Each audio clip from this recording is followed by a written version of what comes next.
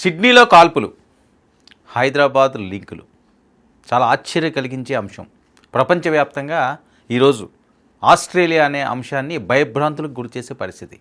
అసలు ఏం జరిగింది, ఏంటి మారణకాండలో? సిడ్నీలో కాల్పులు, హైదరాబాద్లో లింక్, ఇది జరుగుతున్న ప్రచారం. దీంతో ఒక్కసారిగా భాగ్యనగరం ఉలిక్కిపడింది.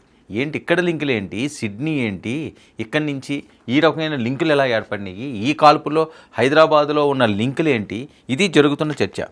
సిడ్నీ కాల్పుల ఘటన, తండ్రి కొడుకుల ఫోటోలు, భారత పాస్పోర్టు. ఇక ఆస్ట్రేలియాను కుదిపేసిన సిడ్నీ ఉగ్రదాడి. ఇప్పుడు భారత్ వరకు విస్తరించిన దర్యాప్తు. సిడ్నీలోని బోండి బీచ్లో యాదుల ఉత్సవం నడుస్తుండగానే విచక్షణారహిత కాల్పులు. పెహల్గాం తరహాలో సిడ్నీ కాల్పులు, 15 మంది అమాయకుల మృతి. ప్రపంచాన్ని షాక్కు గురి చేసిన ఘటన ఇది. ఉగ్రదాడికి పాల్పడిన వారి గుర్తింపు: సాజిద్ అక్రమ్, వయసు 50 సంవత్సరాలు. అతని కొడుకు నవీద్ అక్రమ్, వయసు 24 సంవత్సరాలు.